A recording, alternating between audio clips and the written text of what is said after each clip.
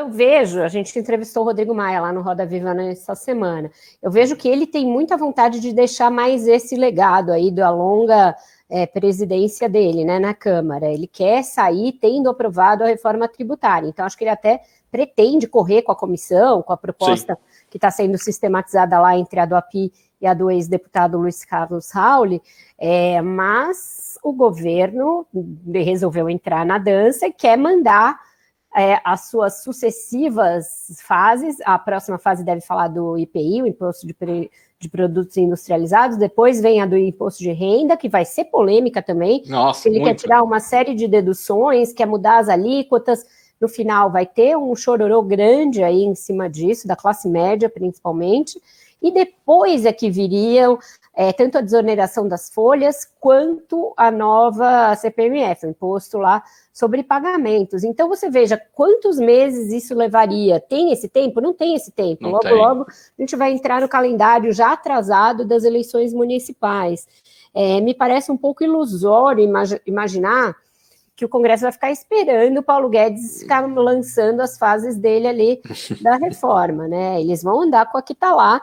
Mesmo essa, como você disse, é difícil que ter tempo, porque sempre tem um estado que vai dizer que está perdendo nisso, naquilo, e vai ter uma reclamação aqui e ali.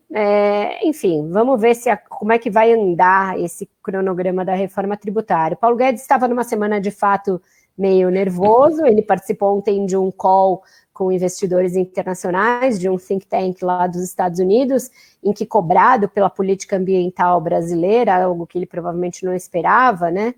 Embora devesse esperar, porque em Davos aconteceu exatamente isso, ele só foi cobrado por conta de política ambiental. Ele distribuiu lá uns desaforos, disse que os americanos também destruíram suas florestas e que meio não tem direito de dar palpite no Brasil, quase um Yankees go home. O ministro está vendo as bases ali da sua política liberal, de fiscalismo, de ajuste das contas públicas, bastante ameaçada. A gente tem um marco aí pela frente que vai ser muito definidor do que vai acontecer com isso, que é a questão do teto de gastos. Ele já foi posto à prova aí na pandemia, e aí se aprovou o orçamento da guerra para criar uma maneira de você, sim, extrapolar o teto sem que fique consignado que você extrapolou o teto. Mas o ano que vem, todos os economistas que olham para os números e com o que vai acontecer com as contas públicas também em razão da pandemia, acham que vai ser muito difícil se cumprir o teto, porque você vai ter uma arrecadação que esse ano vai ser um desastre, em razão da paradeira geral da economia, e o ano que vem o teto está muito ameaçado. Já tem dentro do governo quem defenda abertamente a flexibilização desse mecanismo, que foi aprovado no governo Temer, mas que conta com o apoio ali do ministro Paulo Guedes, e é uma sinalização importante para o mercado, para os investidores internacionais, de que o Brasil resolveu sim olhar para a questão do gasto público e conter esse gasto.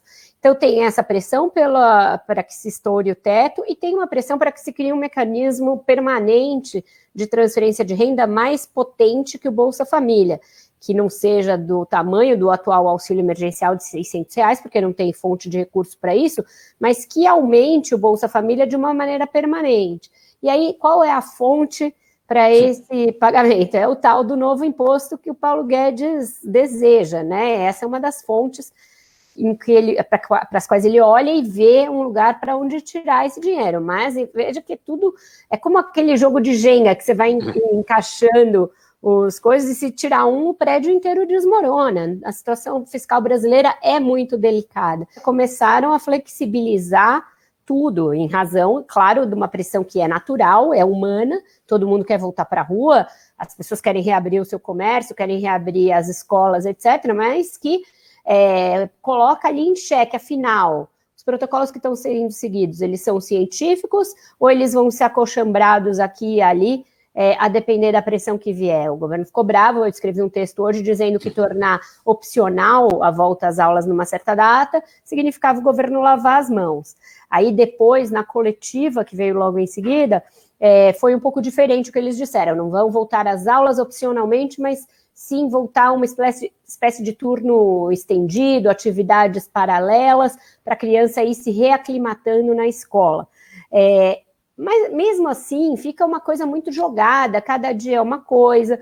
Antes da reunião, as fontes com as quais você falava diziam que era isso sim, que a escola que quisesse voltar com aula poderia, o que leva a imaginar que eles tenham recuado na hora H da reunião, inclusive a Renata Cafardo publicou uma reportagem nesse sentido também.